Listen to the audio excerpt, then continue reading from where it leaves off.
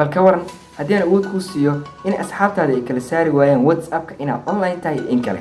sidoo kale bal ka waran haddii la kala garan waayo xilliga aad soo gashay WhatsApp-ka iyo xilliga aad ka baxday. si fudud magacaygu waa Ismaaciilis Program. waxaan fiidiyoon kuu tusi doonaa hab yar oo fudud taas oo kuu sahlaysa in asxaabtaada aad ka qariso inaad online tahay iyo in kale. waa dhanka WhatsApp-ka. farsamadaani waan filayaa adiga daawanay fiidiyoon inay wax badan kaa caawi doonto. war badan ayaan kugu daalin, laakiin aan soo wada daawanay farsamada.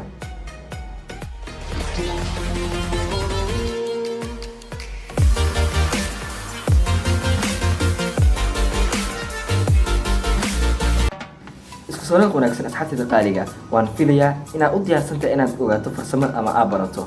si fudud fiidiyoon aad daawanayso kaliya la garay, sababtoo ah dhiirigelin ayay ii tahay. yaa war kugu daalin si daba aan ku leeyahay. waa hagaag asxaabtayda qaaliga, waxaan si toos idin tusi doonaa farsamadii aan fiidiyo kusoo sheegay. si fudud intaan ku tusin waxaan rabaa marka hore inaan ku fahansiiyo shaqada aan qaban doono.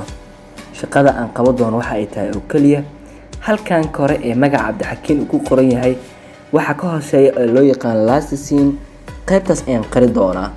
ogowna qofku markuu sidan kuu soo galo oo rabo inuu message kuu soo qoro kalama saari doono inaad online tahay iyo in kale.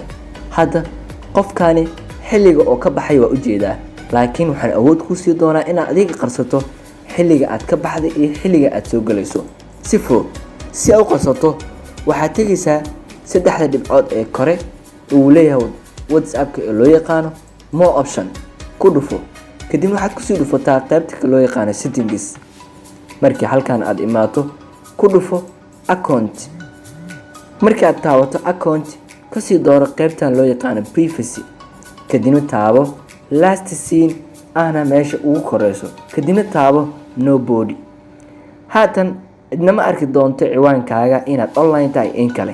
haddii aad rabto inaad iska qaato last scene ku raabo kadibna everyone dheh. qof kasta wuu ku arki doonaa inaad online tahay iyo in kale. sidaas ayaa lagu saartaa. waan filayaa inay tahay farsamada mid ku saaciidi doonta. waaw, waan filayaa inaad ka wada hesheen farsamada. asxaabtayda qaaliga, waxaan filayaa adiga iyo asxaab badan inay ka wada heli doonaan.